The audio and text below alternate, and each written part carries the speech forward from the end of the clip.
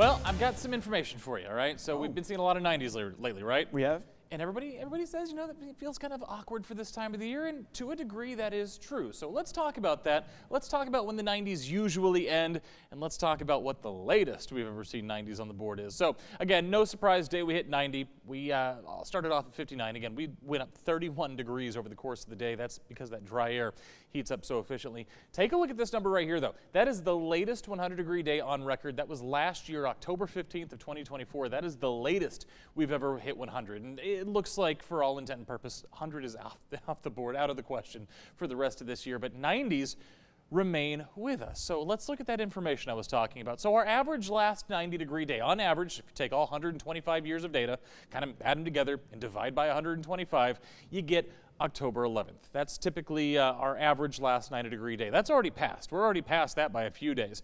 Our last 90-degree day last year was October 23rd, so it did happen in the month of October. And given that last year was a pretty hot year, it gives you some idea that, yeah, we should be done with the hundreds by the end of this month. But our latest 90-degree day, and if you saw my trivia question earlier today, was Christmas Eve back in 1955. Could you imagine waking up on Christmas Eve and being 90 degrees outside by the afternoon? Yeah, that's only happened the one time. Now, here's the number of years out of the 125 years of data that we have. It's only 7 years have seen 90-degree days in November or December. So it is rare, but that tells you that it is not impossible. 7 out of 125, very low percentage, but it is possible, and of course we'll keep an eye on it. We are going into a bit of a La Nina pattern, which means we could see warmer and drier conditions through the winter. So again, something to keep up with over the next several months.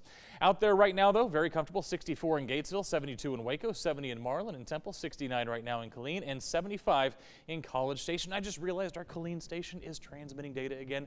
That is great news because we can start using the Killeen Tower Cam again as well.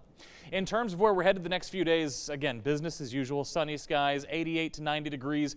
Here come those rain chances for the weekend, though, and of course that's with that cold front. But before we get there, got to talk some Friday night football. Leopard Field this week up in Lorena, the Hornets taking on the Leopards, and again it's going to be another warm one, 80s giving way to the 70s by the end of the game. Now let's get to that cold front. There's still so much up in the air with this front, even though it's only a few days away. We still want to get a little bit closer before we start locking anything down. We're still kind of seeing our rain chances kind of shift a little bit over the past couple of runs here. And again, we're still looking at the best moisture being in East Texas, but can't rule out a shower or storm for us here in Central Texas.